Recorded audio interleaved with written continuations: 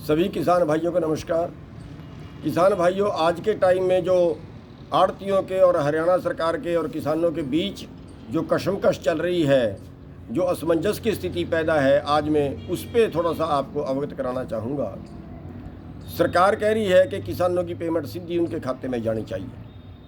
हम भी पहले यही मांग करते थे, लेकिन जब उस बात की तह तक पहुँचे तो हमारे सामने तथ्य कुछ और ही आए।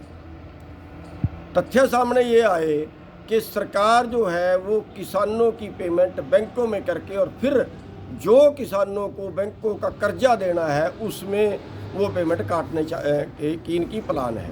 हमारे सामने अब से पहले 2-3 केस वो आ चुके हैं जो किसानों की पेमेंट को इन्होंने उसके कर्जे में काट लिए। लेकिन सवाल ये है कि अब आप बहुत से लोग कहेंगे कि कर्जा तो देना चाहिए, जरूर देना चाहिए, लेकिन सवाल ये है कि क्या केवल किसान को ही कर्जा देना चाहिए?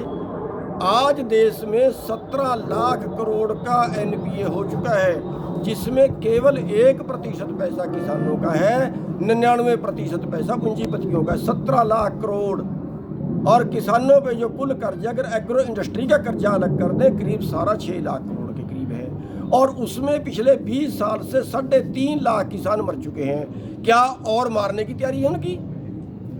दूसरी बात, मैं ये कहना चाहूँगा, किसी किसान संगठन ने नहीं कहा हमारा बैंकों में पैसा आए। ये जो है इनका अपना प्लान है। अब जो किसान ये कहते हैं कि कर्जा देना चाहिए, हम भी कहते हैं देना चाहिए, हम देंगे, लेकिन हम खड़े कहाँ हैं? 1967 से लेकर अगर आज तक का हिसाब किताब देखें, 1967 में हमारी 2 क्विंटल 40 किलो गेहूं की कीमत थी 1 तोड़ा सोना। आज हमारी 20 क्विंटल गेहूं की कीमत है 1 तोड़ा सोना। हम कहां से दें? और क्या सरकार किसानों का और गला घोटना चाहती है? तो मेरा कहने का मतलब है ये है कि ये सरकार की प्लानिंग आपका कर्जा वसूल करने की है और किसानों को मारने की है। जो किसान 6 महीने से इंतजार पे है कि मेरी फसल आएगी, मैं बचूंगा, और उसके बाद किसान की जो है वो प्राइवेट खरीद करने की प्लान है। ये रिश्ता आड़तियों का और किसानों का रिश्ता तोड़ के प्राइवेट मंडियां हरियाणा सरकार ने इसी सत्र में पास कर दी हैं, और प्राइवेट मंडियों में प्राइवेट व्यापारी खरीद करेंगे, और जो प्राइवेट व्यापारी खरीद करेंगे वो एक तरह से किसानों का गला काटेंगे। तो किसान जो है वो बर्बादी के कगार पर होगा। उसी तरह